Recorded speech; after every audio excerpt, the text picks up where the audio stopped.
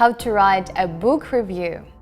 Whether it is your blog or your weekend book club, knowing how to write a good book review is an important skill to have. Hey guys, welcome back to EssayPro. My name is Emily and we are going to look at why you need this skill, how to perfectly structure a book review, and give you some tips and tricks to make it interesting.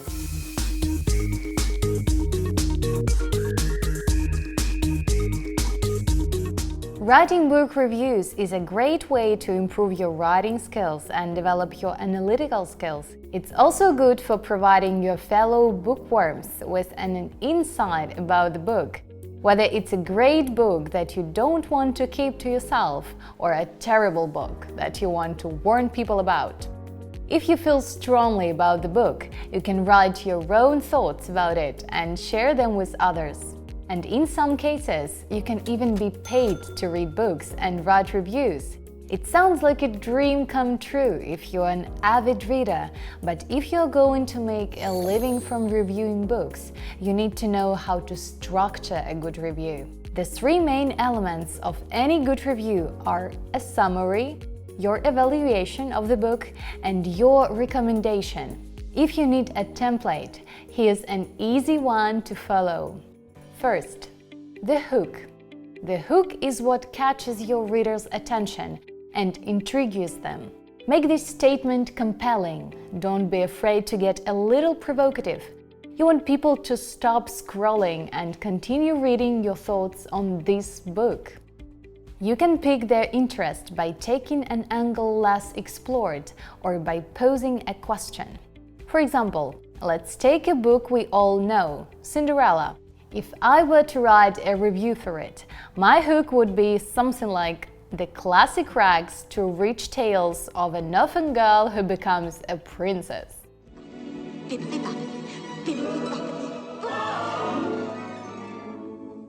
If you didn't know the story, that hook would make you want to know how an orphan ends up becoming a princess. Once you've hooked them, it's time to give them some essential information about the book. The title and the author are obvious choices, but you must also mention when it was published and whether this is a series or a standalone book. Now that you've given them the background information, you can dive into the actual review. Share a synopsis of the plot so your reader gets a gist of what the story is about. Of course, you have to leave out the climax or any emotional ups and downs, because that is a journey the reader must go on themselves. Avoid giving any spoilers, but you can allude to a shock factor by saying something vague, like "this story has an unexpected twist."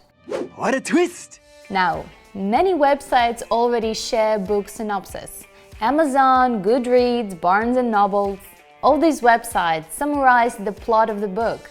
So what makes yours stand out? Knowing how much you need to include depending on how you feel about the book. A summary on these websites is most likely what the author wants you to know about the book, but you are not speaking for the author. You are giving your own opinion. Use your best judgment. See how much of the actual summary you need and how much of it should be your own thoughts. Now that you have provided the reader with a gist of the story, it's time for your evaluation. Of course, this is the most crucial part of the review, because anyone can summarize a book, but what is your unique perspective? Let your readers know why you liked the book or didn't like the book. Share details about the pacing, the vocabulary, the dialogue. You can even include quotes as long as they don't give any spoilers. But don't make your evaluation purely subjective. While you should absolutely weave your own personal take of a book into the review, your evaluation shouldn't only be based on your personal opinion. Present your reactions and feelings toward the story while being objective when critiquing other elements of the book. And now a little promo blog from our friends. EssayPro.com can help with your homework. Let us know your deadline and number of pages, and we'll do the rest correctly. Remember about promo code. you will have 20 off for your first order. Follow the pinned comment and tap a link. Next, click on the big red banner at the top of the page and enjoy your study. High quality, anonymity, and the best price on the market. EssayPro.com. Nice. The best way to do this is to make notes while reading the book. Record your thoughts. I'll do just that. Here are just a few questions to ask as you make your notes. Number 1. What genre does it fit into? Or is the book a mix of different genres? Number 2. What is the story's theme and how is this made evident to the reader? Number 3. How does the protagonist face challenges? Are they likable? Are they supposed to be likable? Number 4. How does the book provide its readers with information, aka, is there too much exposition? Number 5. Does it have a satisfying end? What emotions did you feel when you closed the book? And finally, number 6. How does this book compare to the author's previous works? You can, of course, explore more elements than what I mentioned. But this is an excellent place to start if you are reviewing a book for the first time. Beyond the content of the book, you can also consider adding information about the author, the inspiration for the book, and the presentation of their content. Their nationality, political affiliation, education, and personal history might all be influencing the story. For example, the Hunger Games series has unmistakable political tones.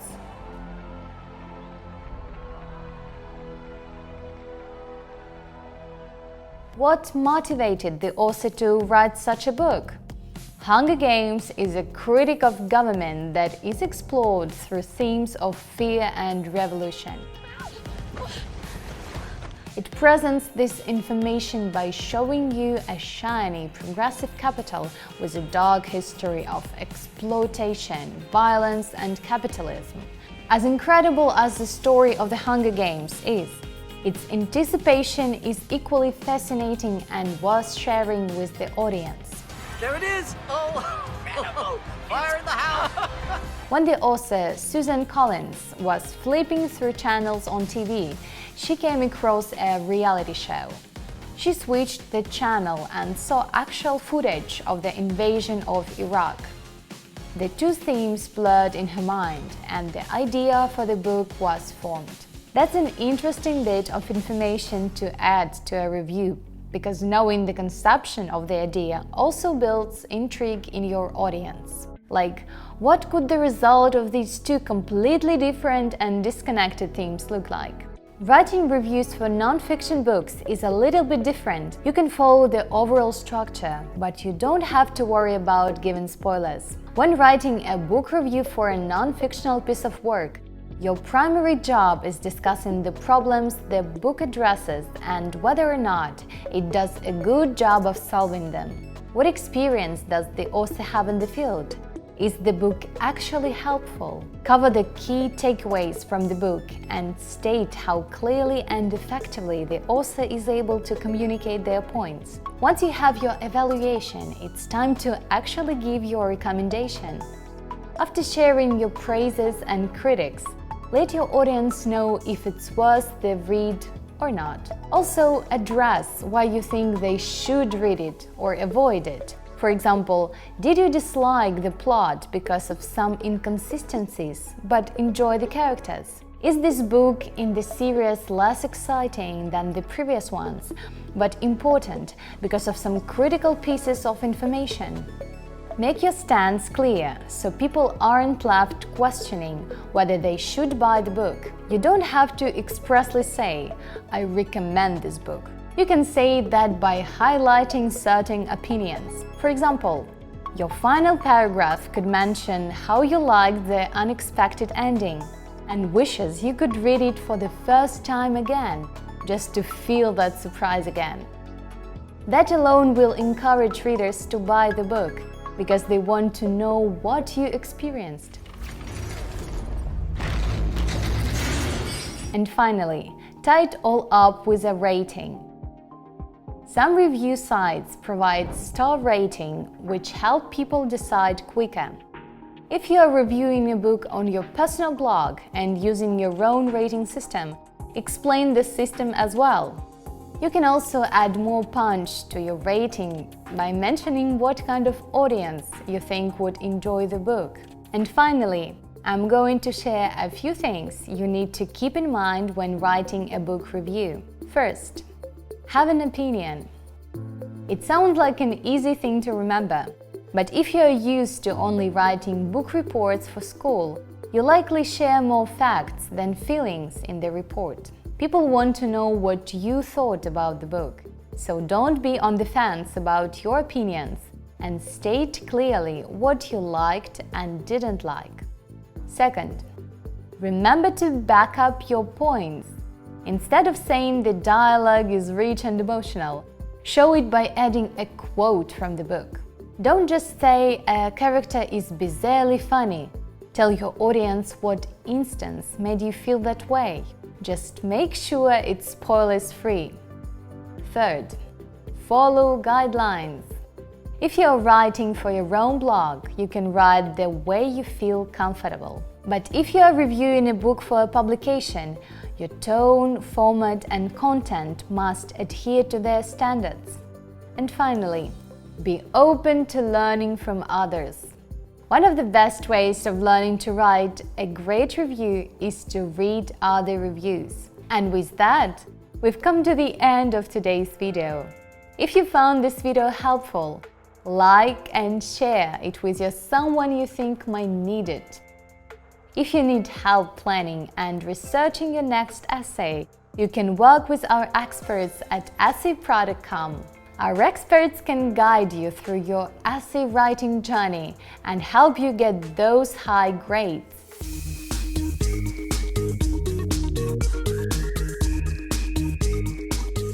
Alright guys, thanks for watching and I'll see you in the next video. Bye bye! Want better writing? Use EssayPro.